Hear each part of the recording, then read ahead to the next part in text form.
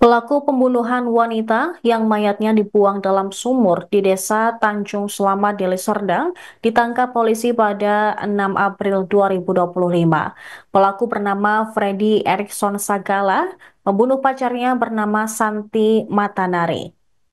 Setelah membunuh Santi, Freddy berusaha mencoba menutupi kejahatannya dengan membuang mayat korban ke dalam sumur kontrakan. Kapolres Tabes Medan Kombes Polisi Gideon Ariel Setiawan mengatakan bahwa pelaku berpacaran dengan korban selama 4 tahun. Kemudian keduanya tinggal bersama pada September 2024. Mereka mengontrak sebuah perumahan di Desa Tanjung Selamat, Kecamatan Medan Sunggal, Kabupaten Deli Serdang. Sementara itu, kemudian pelaku membunuh korban pada 30 Oktober 2024. Pembunuhan tersebut dilakukan pada sekitar pukul 19 waktu Indonesia Barat saat korban sedang mencuci pakaian di kamar mandi. Keduanya sempat terlibat cekcok. Kemudian, pelaku mendekati korban dari arah belakang dan langsung memiting leher korban dengan tangan sebelah kanan sekitar 5 menit hingga korban tewas. Setelah korban tewas, pelaku pun membuang mayat kekasihnya tersebut ke dalam sumur yang berada di belakang rumah kontrakan. Setelah itu, pelaku menutup sumur tersebut dengan menggunakan terpal plastik, seng, dan mengganjalnya dengan 2 buah batu.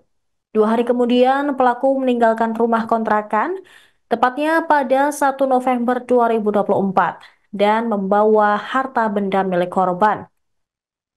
Freddy menggasak barang-barang korban, yaitu uang senilai Rp100.000, KTP, 1 unit handphone, dan 1 unit sepeda motor Honda Vario berplat nomor BK3056 berwarna hitam. Dia juga menggadaikan sepeda motor korban di Sentral Gadai yang berada di Padang Bulan sebesar Rp2 juta. Setelah itu pelaku pergi ke Bali Gate.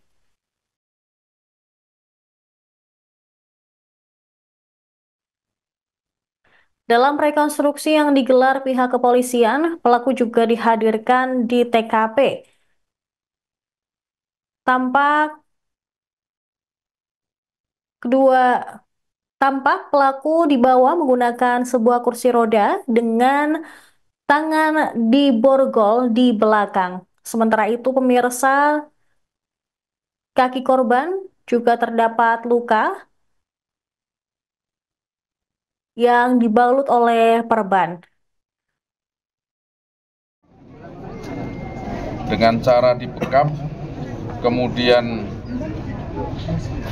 dibuang ke sumur di belakang rumah ini, lalu tersangka menutupi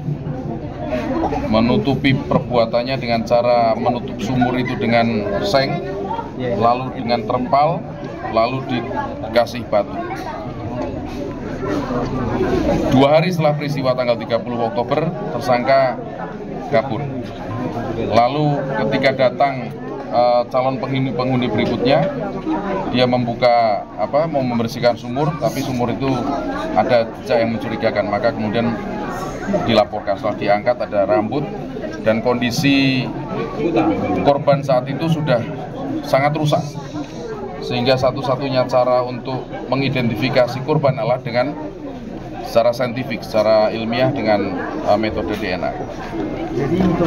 Lalu tersangka membawa kabur juga sejumlah benda-benda milik korban, antara lain uang, KTP, kemudian sepeda motor. Sepeda motornya dijual juga ke tempat lain. Nah, kemudian kita melakukan penyelidikan dan mengidentifikasi tersangka, dan pada tanggal berapa Pak? Kemarin Pak? Kurang lebih tanggal 6 April 2025, tersangka dapat diamankan di sebuah tempat di wilayah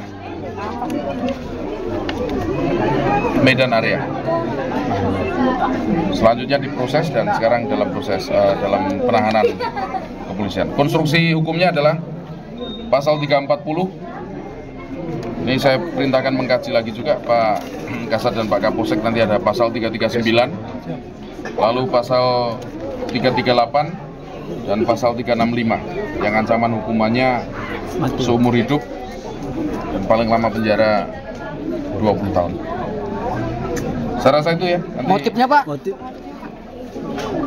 cemburu, asmara, ada kedekatan. Memang berdua tinggal di tempat ini kurang lebih 2 bulan.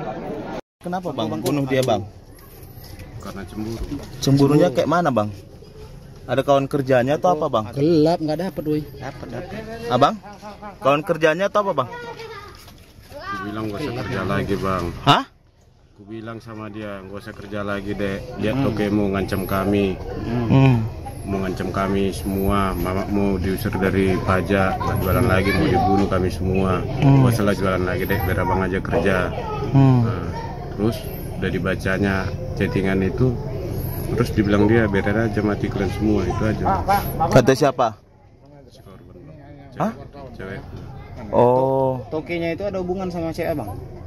Ya, katanya nggak ada, cuman setiap lewat aku katanya nggak ada hubungan, nggak pernah ngomong, tapi setiap lewat aku kayak yang pacaran. Diganggunya berarti ya? Ngomong kayak mana orang pacaran kan pasti. Berarti abang cemburu ke tokenya lah ya? Tokenya ini lah ya? Ya kan bang? Bang? Iya kan? Tokenya ini kan? Iya. Memang iya bang. Jualan apa bang? Pacar abang? Dia kerja sama orang bang, jual Iya. sandal. Hah? Jual sandal. Jual sandal. Ini berarti toko sendal. Iya. Oke. Berapa kali aku maafin dia bang. Oke. Download Tribun X sekarang. Menghadirkan lokal menjadi Indonesia.